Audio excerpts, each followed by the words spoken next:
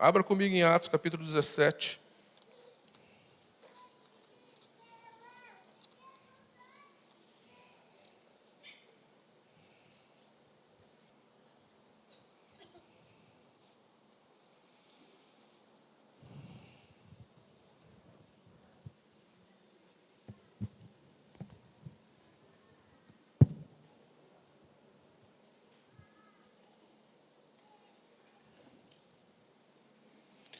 Atos 17, capítulo 6.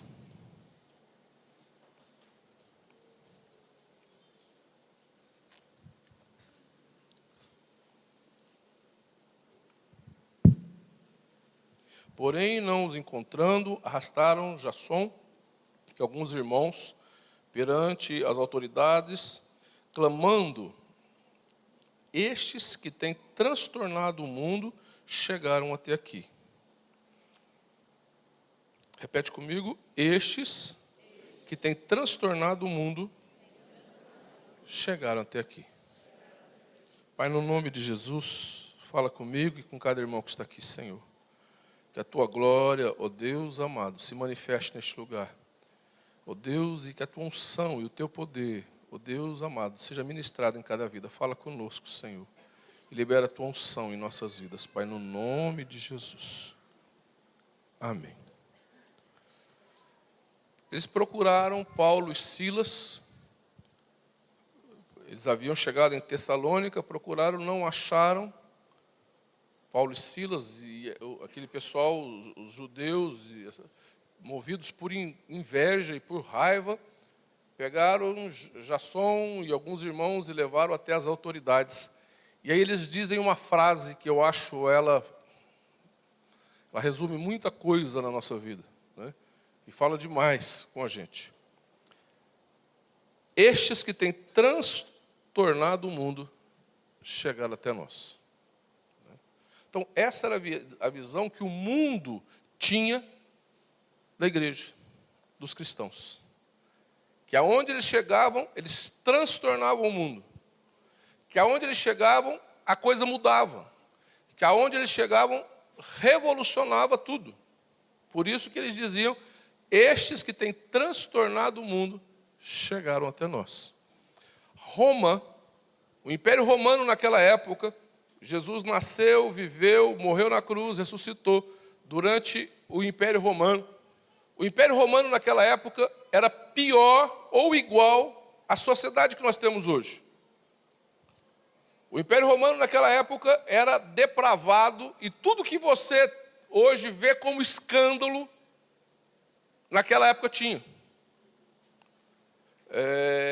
Eles não tinham pornografia, não tinha televisão, como nós temos, celular, sei lá, essas coisas todas, internet, mas eles pegavam, eu já li matérias e livros a respeito de Roma, eles colocavam os escravos para ter relação e eles assistirem.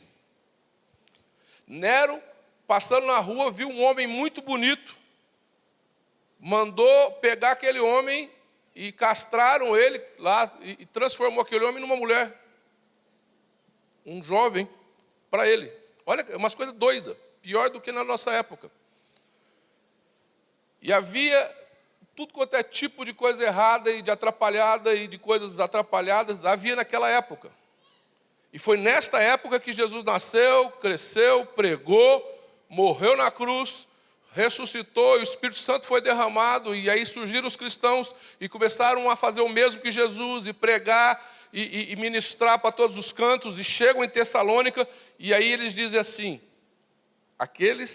estes que têm transtornado o mundo chegaram até nós. Então, queridos, se os nossos irmãos do primeiro século, dos primeiros séculos, foram capazes de transformar uma Roma atrapalhada, nós também podemos, em nome de Jesus. Amém? O que aconteceu com Roma? O que aconteceu com o cristianismo? Enquanto o povo de Deus, eles pregavam com ousadia e ministravam com ousadia, e eles transtornavam toda aquela sociedade, as pessoas se convertiam, eram libertas, eram transformadas.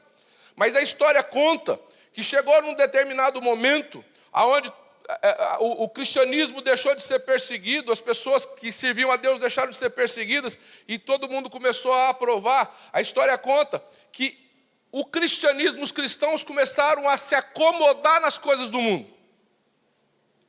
E o mundo começou a se fundir com a igreja. E a igreja então perde a autoridade e passa a não ter autoridade. E aí nós conhecemos a história e virou tudo aí que nós conhecemos de coisa atrapalhada. Hoje eu entendo que grande parte da igreja, ela está procurando agradar o mundo. Grande parte da igreja está procurando compor com o mundo.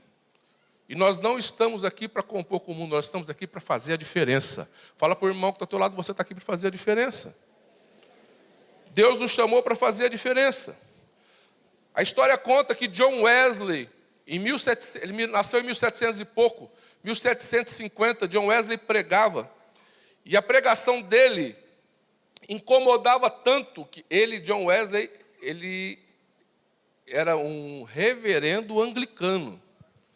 Ele começou o movimento metodista, e o movimento metodista não era igreja. O movimento metodista era um movimento dentro da igreja anglicana. E ele começou a pregar e a ministrar, e incomodava tanto o que ele pregava, que ele foi proibido de pregar nas igrejas. Ele não brigou com ninguém. Ele pegou um caixotinho e foi pregar nos campos e ministrar. E ele dizia assim: o mundo é minha paróquia. E ele pregou e ele ministrou. E ele chegou a ter 1 milhão de discípulos. Isso em 1750. Seria como ter hoje mais ou menos 10 milhões de discípulos. Um homem fez a diferença. Ele fez tanta diferença que ele mudou o perfil da sociedade inglesa.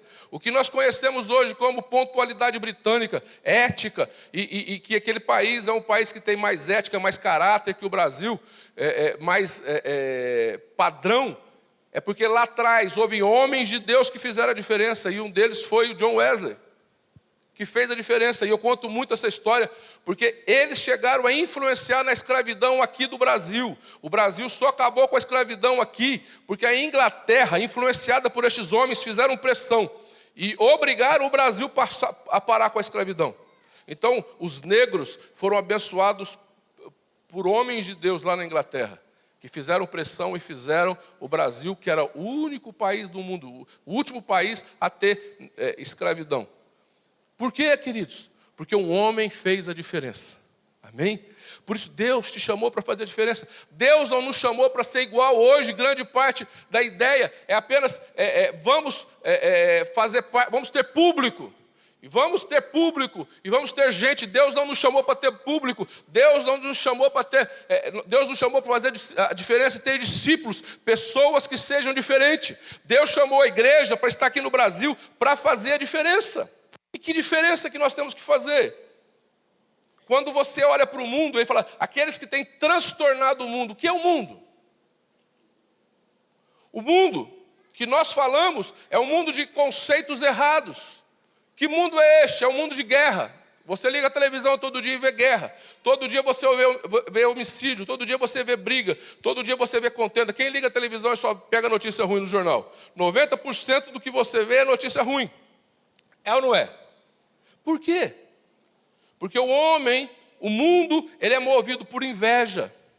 O mundo é movido por ciúme. O mundo é movido por competição. O mundo é movido por briga, por contenda. Este é o mundo. O mundo é movido por dinheiro, por interesse. Por isso que nós temos que ser diferente e não fazer parte disso. Amém? O mundo é movido por esses sentimentos. O que motiva uma guerra? Interesses. O que motiva brigas? Ciúme, inveja. Mulher mata marido, marido mata mulher por causa de ciúme, por causa de briga, por causa de contenda. Não é assim? Então, isso é o mundo. E Deus não te chamou para fazer parte do mundo. Você não faz parte do mundo. A palavra de Deus diz assim, não ameis o mundo, nem as coisas que há no mundo. Aquele que ama o mundo, o amor do Pai não está nele. O mundo não é aquilo lá fora, o mundo lá. Não, o mundo são esses conceitos e princípios que dirigem a vida das pessoas aí fora e que não pode dirigir a sua e a minha. Nós não podemos ser movidos por esses sentimentos. Nós não podemos ser movidos por essas motivações. Amém? Em 1 Pedro 2,9 diz que você é raça eleita, sacerdócio real, nação santa. Repete comigo, povo de propriedade exclusiva de Deus. Deus te chamou, querido. Você está aqui e Deus te chamou para você ser raça eleita. Você não é apenas brasileiro, italiano, africano. Você é raça de Deus. Amém? Quando você aceita Jesus, você passa a ter o DNA de Deus. Você é raça eleita. Você é sacerdócio real. O que significa isso? Que Deus te chamou para ministrar esta terra. Você é sacerdote para ministrar na vida das pessoas. Deus te chamou não foi para ser apenas uma simples pessoa, mas para fazer a diferença e ministrar na vida das pessoas. Deus te chamou para ser nação santa. Há uma nação. Tem um texto na Bíblia que fala, como pode uma nação surgir num só dia? Você faz parte de uma nação celestial, que um dia será tirada da terra, de toda a terra. É a nação de Deus. Você é cidadão do céu. Amém? Então você faz parte de uma nação santa. Você não faz parte apenas do Brasil, você faz parte de um projeto muito maior, que é uma nação de Deus. Amém? E você é povo de exclusividade, povo de propriedade exclusiva de Deus. Sabe o que é isso? Você não é qualquer pessoa. Deus não te chamou para ser apenas uma pessoa a mais. Você é propriedade exclusiva de Deus. Fala para o irmão que está administrando a vida dele, você é propriedade exclusiva de Deus. Você é de Deus. A Bíblia fala que aquele que é de Deus, o diabo não toca. Amém? Se você é de Deus, a marca do Espírito Santo está na sua vida, a graça de Deus está na sua vida, e Deus te chamou justamente para fazer a diferença. Olha Jesus, no mundo espiritual, eu vou pegar um exemplo de Jesus no mundo espiritual. Quando ele chega em Gadara, o que aquele endemoniado fala para ele? Os demônios que estão no demoniado, né? Que temos nós contigo, filho de Davi. Jesus não abriu a boca, Jesus não falou nada. A presença de Jesus incomodou os demônios. A ponto deles disserem assim para Jesus, ó, manda que a gente vá para os porcos. E Jesus manda, eles vão tudo para... Tinha uma manada de porco lá, e aquela legião entra nos porcos, os porcos caem lá no precipício. E quando o povo de Gadara chega, encontra o endemoniado liberto, limpinho, eles assustaram. Em vez de agradecer a Jesus, falar, olha Jesus, obrigado, o Senhor libertou ele, ninguém conseguia libertar ele. O povo fica assustado e fala, vai embora, nós não te queremos aqui. Porque Jesus diz assim em João 15, se odiaram a mim, odiarão a vós também. E se você está aqui achando que o mundo vai te aplaudir porque você serve a Deus, tira o teu cavalinho da chuva, porque o mundo nunca vai te aplaudir porque você serve a Deus. Jesus falou, se o mundo me odiou, vai odiar você também. O mundo não gosta de quem serve a Deus. O mundo não aceita aquele que realmente serve a Deus. O mundo não aceita aquela pessoa que realmente tem uma vida com Deus e que é luz nas trevas. Por isso aquele povo de Gadara, em vez de agradecer a Jesus, eles falam assim, vai embora. Eles se assustam. Eu acho lindo também, quando Daniel está orando, lá em Daniel 10, ele está orando, e aí vem um anjo e diz assim, olha, desde o primeiro dia em que você começou a orar, eu fui enviado para responder a sua oração. Mas o principado da Pérsia, o príncipe da Pérsia, me impediu de chegar até você. Me resistiu. E aí Arcanjo Miguel, um dos príncipes, veio me ajudar. Então eu vim trazer a resposta. Daniel, ele mexia com o mundo espiritual da Babilônia. A sua oração mexe com o mundo espiritual de Brodowski. A sua oração mexe com o mundo espiritual da sua cidade. A sua oração mexe com o mundo espiritual da sua casa. A sua oração mexe com a situação espiritual das pessoas que estão à sua volta. Quando você ora, o Espírito Santo vem e responde e age na sua vida. Amém? Agora, no mundo natural, Daniel também influenciava. A Bíblia fala em Daniel 6, 5, que os caras começaram assim: nós temos que arrumar uma armadilha para Daniel. Nós temos que pegar Daniel em alguma coisa. Mas não tinha no que pegar Daniel. Daniel fazia tanta diferença. Daniel era tão diferente. E preste atenção, Daniel não ficou brigando com a Babilônia para a Babilônia ser diferente. Daniel era diferente numa Babilônia corrupta. Daniel era diferente no meio de um povo perverso. E o que Deus te chama é para ser diferente no meio de um povo corrupto. Você ser luz no meio de um povo que vive em trevas. Muitas vezes a gente fica tão preocupado em mudar a vida dos outros que não muda a nossa própria vida. A gente fica tão preocupado em agir na vida dos outros que nós não nos preocupamos com a nossa vida. E a palavra de Deus diz em Romanos 12, 1, transformar este século pela renovação da vossa mente. Daniel não está nem um pouco preocupado com a vida dos outros, está preocupado com a dele. Ele era íntegro, ele era correto, ele era honesto, decente, de uma tal maneira que eles não conseguiam achar nada para acusar Daniel. Aí disseram assim: vamos procurar na lei do Deus dele. Aí descobriram que Daniel orava a Deus todos os dias. Então foram lá e falaram para o rei Nabucodonosor fazer um decreto que durante 30 dias ninguém pudesse orar senão ao rei. Não podia fazer petição a Deus nenhum, a nenhuma outra pessoa. Daniel não brigou, Daniel não estribuchou, e Daniel também não foi orar escondido do banheiro.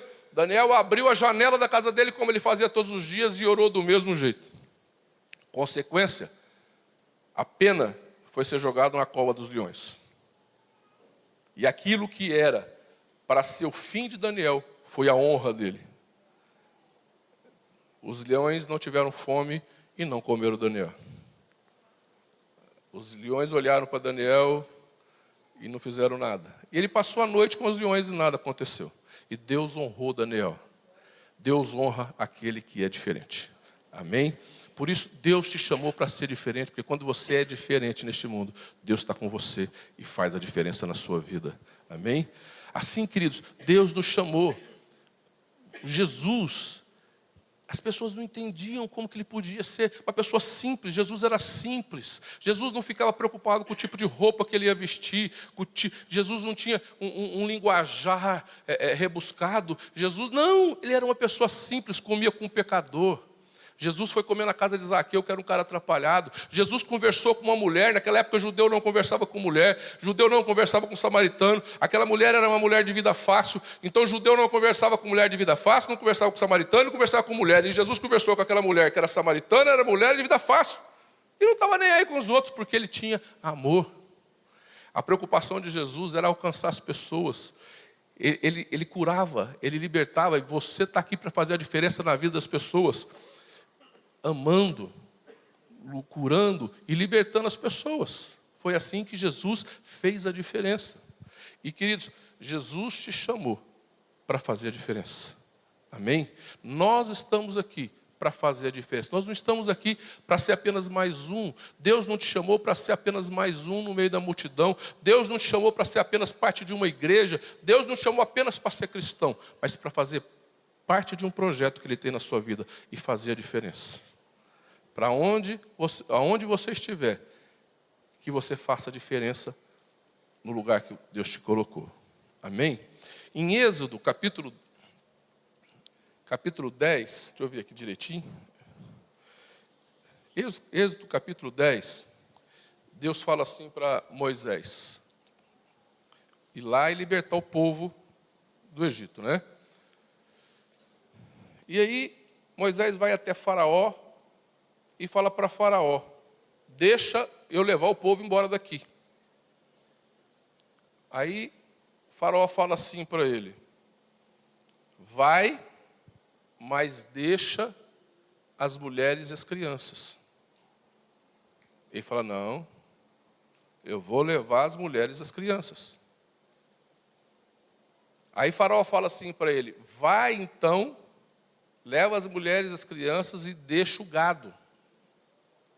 E Moisés fala assim: não, eu vou levar as mulheres, as crianças e não vou deixar o gado. Nós vamos levar todo o nosso gado. Aí Faraó fala assim para ele, vai, e isso acontecendo nas pragas todas lá, né? Deus vai enfrentando o Faraó. Vai, mas não vai muito longe. Porque Moisés tinha dito assim, eu quero levar o povo para celebrar no deserto.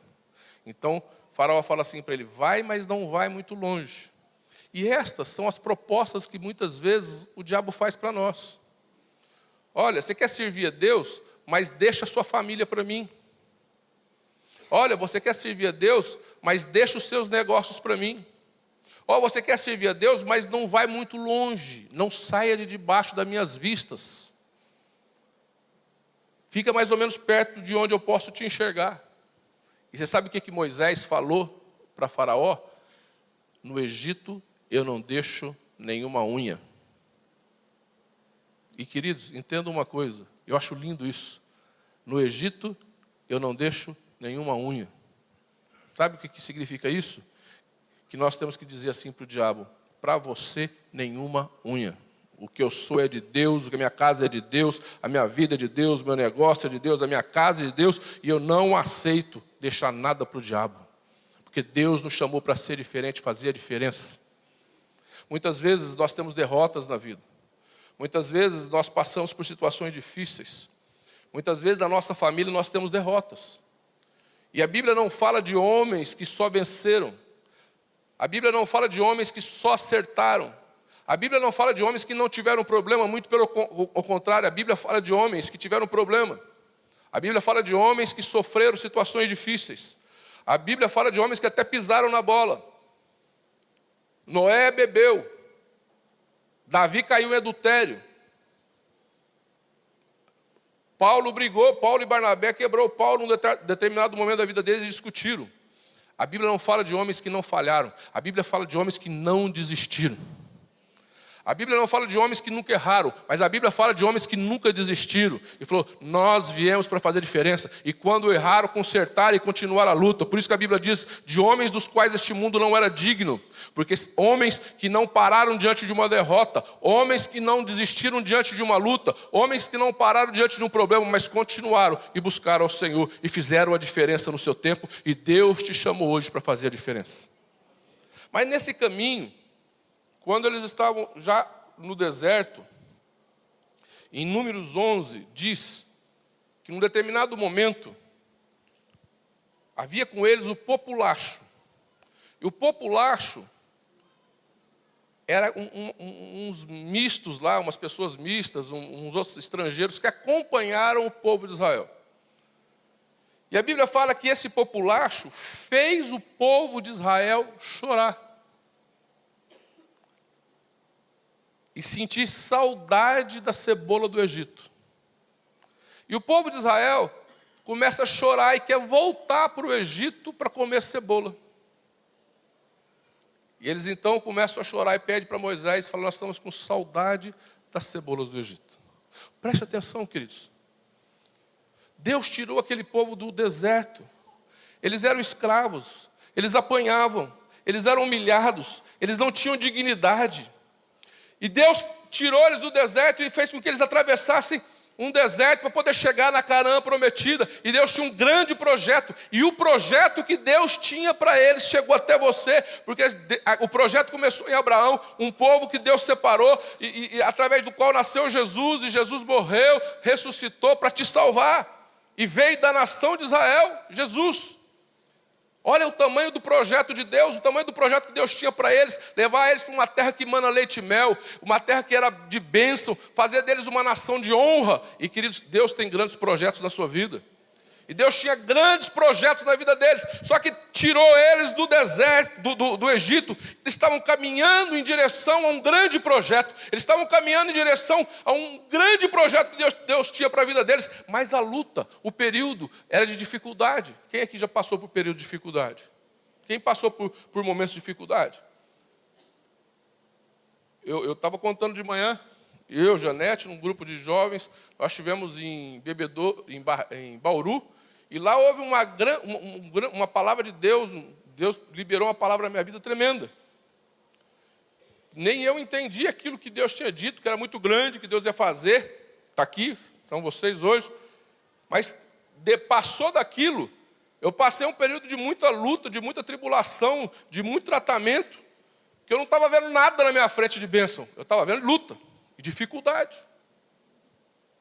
E, queridos, preste atenção. Muitas vezes, nós começamos um projeto. Deus tira a gente de uma situação e te coloca no rumo de um grande projeto. E no meio do caminho, a gente quer voltar para comer cebola no Egito. No meio do caminho, a gente começa a ter saudade da cebola do Egito. Quem começou um grande trabalho na sua vida vai terminar em nome de Jesus. Quem começou uma obra na tua vida vai terminar em nome de Jesus. Deus tira aquele povo do Egito e leva aquele povo para o deserto. E atravessa o deserto e leva eles para Canaã prometida. Mas no meio do caminho, eles pararam e queriam voltar para o Egito só para comer cebola. Quantos de nós, muitas vezes, abrimos mão daquilo que Deus tem para a nossa vida para voltar na prática de bobas coisas, de velhas coisas, porque nós não queremos enfrentar o que está na frente para conquistar aquilo que Deus tem na nossa vida. Muitas vezes nós olhamos para frente e falamos assim, é muito difícil, é melhor voltar. É muito difícil conquistar aquilo que Deus tem para a minha vida. É melhor voltar. Eu digo para você que não faça isso. Porque Deus tem grandes coisas na sua vida. O que Ele planejou para a sua vida, Ele vai cumprir em nome de Jesus. Aquilo que Deus planejou para a sua vida, Ele vai cumprir. Continue adiante. Porque Deus te chamou para ser diferente, fazer a diferença e mudar a realidade da sua vida e de todas as pessoas que estão à sua volta. Quem é diferente faz a diferença em todas as pessoas que estão à sua volta. Amém? É como eu disse a semana passada, quem é bênção abençoa todo mundo que está na sua volta. Se você encostar numa pessoa abençoada, você é abençoado também. Da mesma maneira que se você encostar numa pessoa que é amaldiçoada, sobra para você. Assim, se você encostar numa pessoa que é abençoada, você também vai ser abençoado. Amém? Agora, o interessante, preste atenção, a geração que nasceu no Egito, morreu no deserto. A geração que nasceu no deserto, entrou na Canaã prometida. O que significa isso? Que a natureza nossa, que veio do mundo, tem que morrer no deserto. E tem que nascer uma nova natureza na nossa vida. Uma natureza que entra na Canaã prometida. Por isso que o deserto demora muitas vezes tempo na nossa vida. Porque Deus está esperando você morrer. Morre logo. Para você poder ir nascer, né? Uma nova vida. Então, o que Deus quer fazer no deserto da nossa vida, muitas vezes, é trabalhar para que a nossa natureza,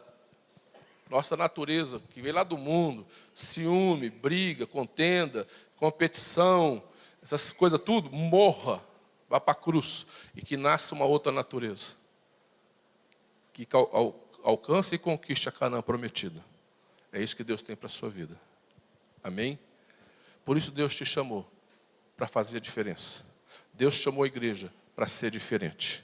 Nós não estamos aqui para apenas ajuntar gente. Nós não estamos aqui para compor com o mundo. Nós não estamos aqui para ser agradáveis ao mundo. Nós estamos aqui para incomodar o mundo e dizer, existe uma outra alternativa. Existe uma outra realidade. Essa realidade é o reino de Deus. Amém? Nós estamos aqui para fazer a diferença neste mundo. E Deus te chamou para isso. Amém? Vamos ficar em pé, queridos.